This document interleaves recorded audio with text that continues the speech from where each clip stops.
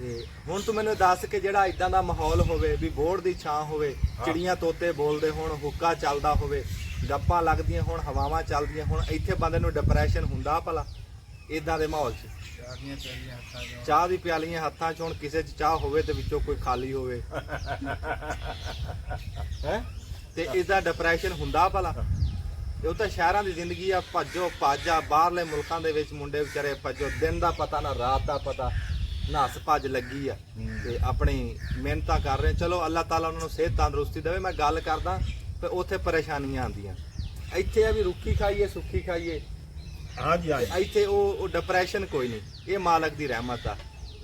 ਤਾਂ ਮੈਂ ਕਹਿੰਦਾ ਕਿ ਆਪਣੀ ਔਕਾਤ ਨਾਲ ਆਪਣੀ ਅਸਲ ਨਾਲ ਜੁੜੇ ਰਹੋ ਜੇ ਬਚਣਾ। ਬਚਤ ਇਹਦੇ 'ਚ ਆ, ਰਿਜ਼ਕ ਭਾਵੇਂ ਥੋੜਾ, ਬਚਤ ਹੈ, ਸਕੂਨ ਹੈ। ਕਿਉਂ ਬਾਬਾ ਜੀ? ਨਹੀਂ ਜੀ, ਸਕੂਨ ਤਾਂ ਫਿਰ ਜਿਹੜੀ ਹੱਕ ਹਲਾਲ ਦੀ ਰੋਜ਼ੀ ਆਪਣੀ ਕਮਾ ਕੇ ਖਾਣੀ, ਸਕੂਨ ਤਾਂ ਉਹਦੇ 'ਚ ਹੀ ਆ।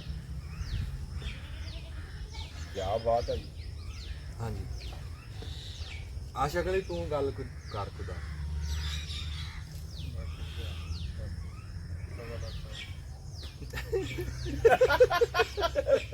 ਰਾਜੀ ਉਹ ਕਹਿੰਦਾ ਜਿਹੜੀ ਤੁਸੀਂ ਕਰਤੀ ਉਹ 1.25 ਲੱਖ ਆ।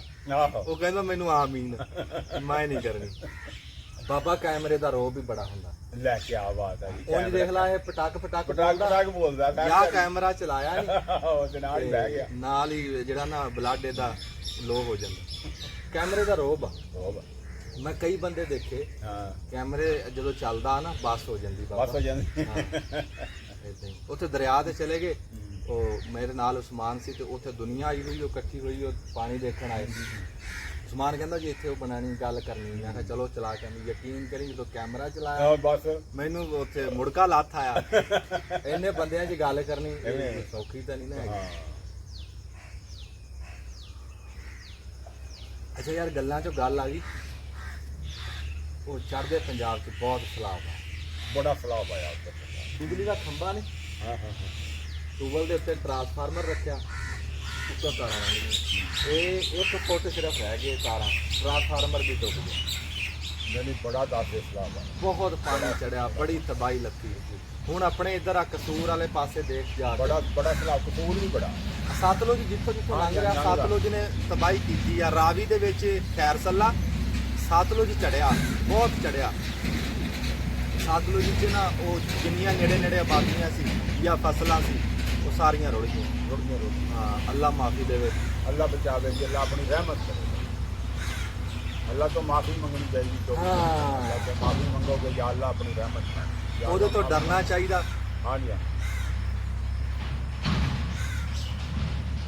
ਮਾਫੀ ਦੀ ਸੁਣ ਲਾ ਬਈ, ਉਹਦੇ ਤੋਂ ਹਰ ਟਾਈਮ ਡਰੋ। ਹਾਂਜੀ ਹਾਂਜੀ, ਮਾਫੀ ਮੰਗੋ। ਜੇ ਕਰੋ ਤੇ ਕਹਿੰਦੇ ਡਰੋ, ਜੇ ਨਾ ਕਰੋ ਤੇ ਬਹੁਤਾ ਡਰੋ।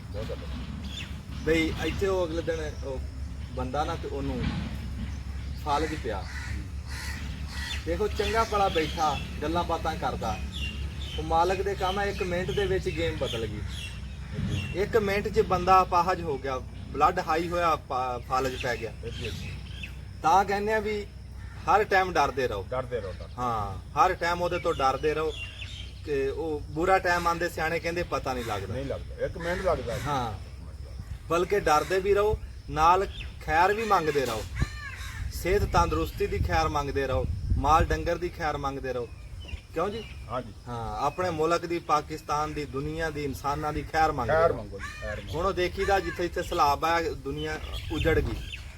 ਉਹਨਾਂ ਦਾ ਕੱਖ ਨਹੀਂ ਵਿਚਾਰਿਆਂ ਦਾ ਬਚਾ, ਨਾ ਕੋਈ ਫਸਲ ਰਹੀ ਆ, ਨਾ ਕੋਈ ਮਕਾਨ ਰਿਹਾ ਉਹਨਾਂ ਦਾ। ਤੇ ਉਹ ਤਾਂ ਵਿਚਾਰੇ ਉਤੋਂ ਮਸਾਂ ਉਹਨਾਂ ਦੇ ਬੱਚੇ ਤੇ ਡੰਗਰ ਉਤੋਂ ਲੋਕਾਂ ਨੇ ਕੱਢੇ, ਬੜੇ ਔਖੇ ਕੱਢੇ ਆ ਜੀ। ਡੰਗਰ ਜਿਹੜੇ ਸੀ ਉਹ ਕੱਢੇ ਜਾਂ ਬੱਚਿਆਂ ਨੂੰ ਲਿਆਂਦਾ ਚੱਕ ਕੇ। ਹਾਂ, ਹੋਰ ਕੋਈ ਸ਼ੈ ਨਹੀਂ ਉਹਨਾਂ ਦੀ ਵਿਚਾਰਿਆਂ ਦੀ, ਰੁੜ ਗਈ ਹਰ ਸ਼ੈ।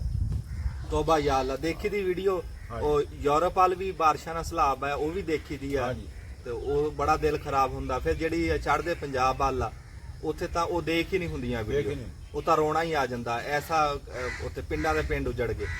ਤੇ ਫਿਰ ਜਿਹੜਾ ਹੁਣ ਸਾਡੇ ਵਾਲੇ ਪਾਸੇ ਆ, ਕਸੂਰ ਵਾਲ, ਸਤਲੁਜ ਦੇ ਉੱਤੇ ਆਇਆ ਸਲਾਬ, ਉੱਥੇ ਵੀ ਵਿਚਾਰੇ ਲੋਕ ਉਦਾਂ ਹੀ ਤਕਲੀਫ ਦੇ ਵਿੱਚ ਆ। ਫਿਰ ਉਹ ਆਪਣੀ ਜੂਹ ਛੱਡਣੀ ਚਾਚਾ ਔਖੀ, ਆਪਣੀ ਜੂਹ ਛੱਡਣੀ ਬੜੀ ਔਖੀ। ਅੱਲਾਹ ਤਾਲਾ ਆਪਣੀ ਰਹਿਮਤ ਰੱਖੇ। ਹਾਂਜੀ, ਤੁਹਾਨੂੰ ਵੀ ਅੱਲਾਹ ਤਾਲਾ ਆਪਣੇ ਹਿਫਜ਼ੋ ਮਾਨ ਚ ਰੱਖੇ। ਤੇ ਸਾਨੂੰ ਇਜਾਜ਼ਤ ਦਿਓ ਜੀ। ਅੱਲਾਹ।